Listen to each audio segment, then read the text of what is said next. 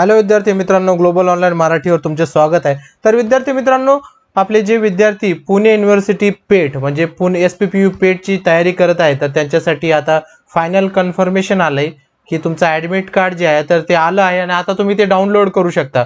तर रात्री ऑलमोस्ट 12 वाजता जे आहे तर ते ॲक्टिव्ह झालंय आणि तर परीक्षा जी आहे तर ती आपली 24 तारखेलाच परीक्षा होणार आहे। आणि ॲडमिट कार्ड कुठे डाउनलोड करायचं तर सिंपल स्टेप मध्ये सांगतो।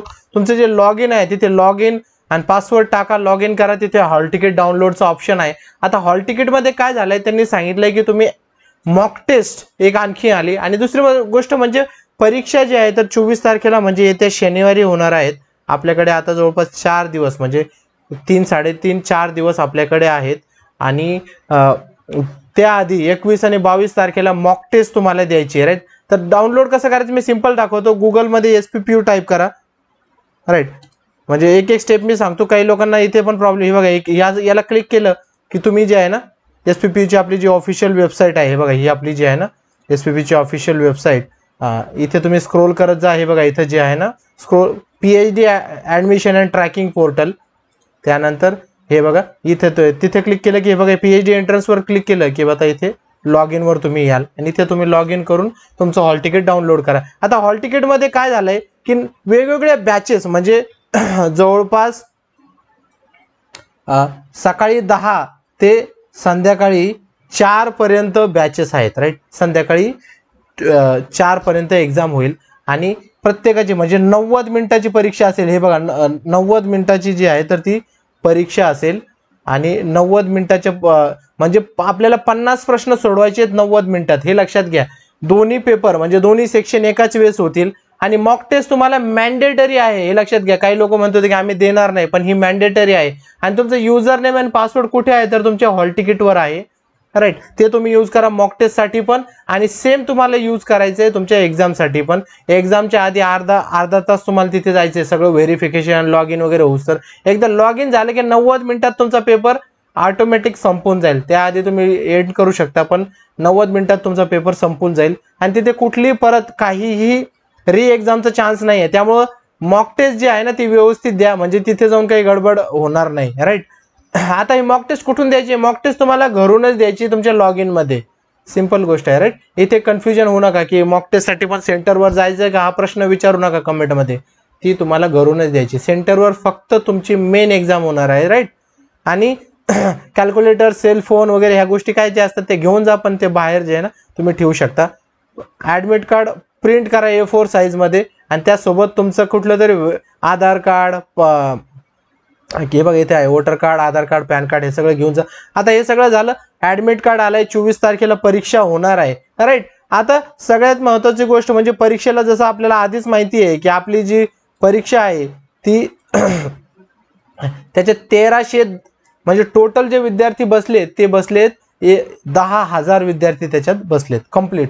आणि समजा तुम्ही लक्षात घेतलं की किती विद्यार्थी जवळपास आहे ना 9,000 विद्यार्थी परीक्षा देतील। आणि परीक्षेचा पॅटर्न समजून घ्या, इथे गडबड करू नका। तुम्हाला फक्त 25 प्रश्न रिसर्च मेथडॉलॉजीवर आणि तुमच्या विषयात 25 प्रश्न येतील, एका प्रश्नाला 2 मार्क असतील आणि कंबाईन पासिंग इथे असेल, हे लक्षात घ्या। कंबाईन पासिंग असेल 50 मार्काला।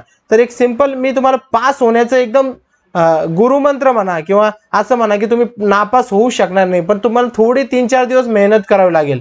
तर तो गुरुमंत्र काय आहे हे बघा, आता इथं मी तुम्हाला समजावून सांगतो। आपल्याकडे एक क्रॅश कोर्स तर आहेच, तो वेगळा भाग झाला। हे बघा तुमच्याकडे ना 25 प्रश्न आहेत RM, त्याला रिसर्च मेथडॉलॉजी, आणि तुमच्याकडे 25 प्रश्न आहे सब्जेक्ट, राईट। मी तुमचा कन्सर्न्स याला SB आपण म्हणू। तर याच्यात तुम्ही काय करायचंय, RM मध्ये टार्गेट प्रत्येकाने एखाद्याने म्हणजे आमचं हे बघा, हे काही गोष्टी अशा असतात एखाद्याचा सब्जेक्ट खूपच स्ट्रॉंग असतो त्यासाठी नाहीये। समजा तुमची पास होण्याची तुम्हाला शाश्वती नसेल त्यांच्यासाठी आहे, ज्यांचा ऑलरेडी अभ्यास झालाय, त्यांचं सगळं झालंय, त्यांनी काही घाबरू नका, एकदम कॉन्फिडन्सली, कारण निगेटिव्ह मार्किंग नाही, 25-25 मारून या, दोन्ही याच्यातले जवळपास 80-70 मार्क तुम्ही पाडा। तर त्यांच्यासाठी नाही, जे लोकांना असं वाटतंय की यार मी 45 वर अटकेल, मी 40 वर अटकेल, त्यांच्यासाठी 100% काय करायचं ते मी सांगतोय। आता आपल्या तुम्हाला जे रिसर्च मेथडॉलॉजी आहे तर 25 मधून, तर हे बघा इथे सगळ्यात कमीत कमी अभ्यासात इथे 35 पेक्षा जास्त मार्क पाडणं पॉसिबल असतं।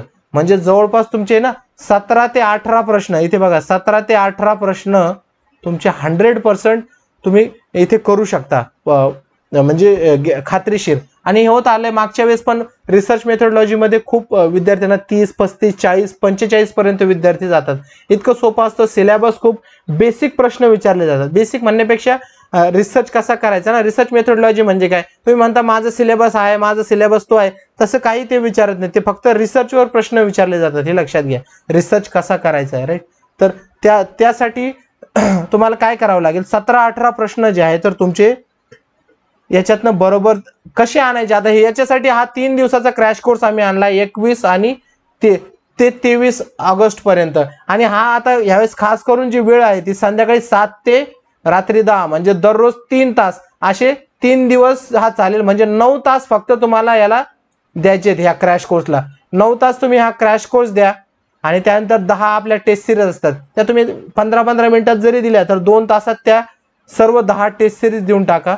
आणि फक्त एवढंच करा. आणि जर तुम्हाला वेळ असेल कुठे याच्यात जाण्यासाठी, बसमध्ये तुम्ही जाताय, कुठे जाताय ट्रॅव्हलिंगसाठी, तर त्याच्यात आहे ना 1,500 प्रश्नांचं PDF असतं.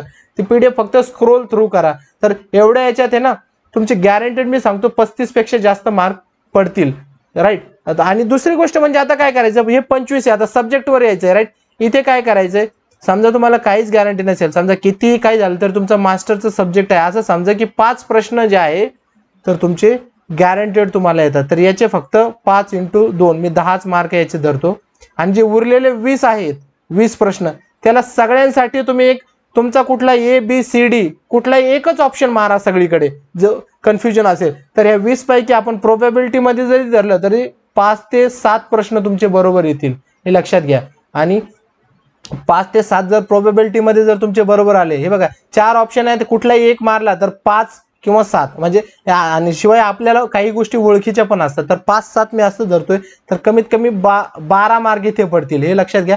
तर तुम्ही सब्जेक्ट मध्ये 22 मार्क फक्त तुक्के मारून, राईट, 20 ते 22 मार्क तुम्ही इथे मिळवू शकता. आणि हे बघा इथे त्याच्या जोडीला जर हे मारलं तर ऑटोमॅटिक तुमचा स्कोर जो आहे ना तो 57 किंवा 55-60 पर्यंत निघून जातो. आणि दुसरी गोष्ट एक लक्षात घ्या, पुणे युनिव्हर्सिटीचा जो सिलेक्शन असतं ना, तिथे फक्त तुमच्या जे पेट पास झाल्यावर फक्त क्वालिफाईड असं येतं, तिथे मार्क ते पाठवत नाहीत, राईट. आता यावेळेस कदाचित टाकतील पण ते मार्क टाकत नाही. तर एकदम सोपं असतं. मी जसं सांगितलंय, जर तुमचा अभ्यास नसेल तर हे करा. आणि दुसरी गोष्ट म्हणजे हा कोर्स तुम्ही जॉईन करा. मी तुम्हाला खात्री देतो की तुम्हाला 100% याच्यात इम्प्रूव्हमेंट होईल. आता वेळ कमी आहे, मी असं नाही सांगू शकत की एकदम तुम्ही 40 पाडाल, 45 पाडाल, पण तुम्हाला जर तुम्हाला 20 पडत असतील तर आपल्याकडे 30+ तुम्हाला पडतील. तुम्हाला आत्ताच जर 35-25 पडत असतील तर आपल्याकडे जर तुम्ही जॉईन केलं तर 35+ तुम्हाला पडतील. तर हा गॅरंटेड कोर्स आहे. तर तो जॉईन करण्यासाठी हे बघा संध्याकाळी आपण ठेवलाय, दररोज लाईव्ह 3 तास लाईव्ह लेक्चर होतील. जर अटेम्प्ट करता नाही आले एखाद्याला तर त्याला रेकॉर्डेड पण मिळतील. जसं मी सांगितलं की फक्त टेस्ट सिरीज द्या आणि 1,500 प्रश्नांचा हा MCQ सेट जो आहे तर तो तुम्ही डोळ्या नजरे खालून घाला. याची फी फक्त 799 रुपये आहे. आता शेवटचा शॉट तुम्ही द्या तुमच्यासाठी, जर तुम्हाला खरंच सिरियसली PhD करायची असेल तर. आणि जॉईनिंग करण्यासाठी हे 2 नंबर आहेत व्हॉट्सअप, इथे तुम्ही कॉन्टॅक्ट करू शकता. आणि जसं मी मॉक टेस्टचं सांगितलं, मॉक टेस्ट जी आहे ती मॉक टेस्ट जी आपली युनिव्हर्सिटीची मॉक टेस्ट जी आहे तर ती मॅन्डेटरी आहे, ती तुम्हाला द्यावीच लागेल. आणि एक्झामिनेशन जे आहे ते एकूण 90 मिनिटात एक्झामिनेशन होईल. There will be no negative marking. त्यामुळं संधीचा फायदा घ्या आणि पास करून टाका. आता आपण मी काही न्यूज आर्टिकल मध्ये वाचलंय की फक्त 1300 सीट आहे, असं वगैरे काही नाही. एकदम सिंपल आहे. तुम्ही तिथे सीट दिल्या आहेत युनिव्हर्सिटीनं, 2547 सीट आहेत. किती, मी आता हे सर्व खोडतो, 2547 सीट आहेत, हे लक्षात घ्या. आणि टोटल जे कॅन्डिडेट एक्झामला बसणार आहे ते 9,000 प्लस एक्झेम्प्टेड कॅन्डिडेट आहे 2,500, राईट. तर ह्या 9,000तनं जवळपास 30% रिझल्ट लागतो, हे लक्षात घ्या. 3,500च्या आसपास विद्यार्थी आहे ना, 3,000-3,500च्या आसपास विद्यार्थी पास होतील.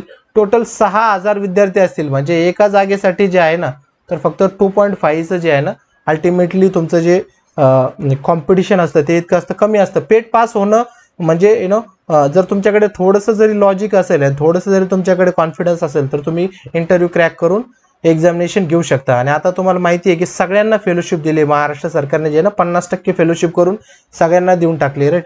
तर फेलोशिप मिळण्याचे चान्सेस पण खूप हाय असतात. तर हा चान्स सोडू नका. ज्याला जॉईन करायचं आहे त्यांनी इथे संपर्क करा. राईट. तर काही डाऊट असतील तर कमेंटमध्ये मला सांगा. हॉल तिकीट डाउनलोड वगैरे होतंय, जर नसेल होतं लॉग आउट करा, लॉग इन करा, काही प्रॉब्लेम येणार नाही. राईट.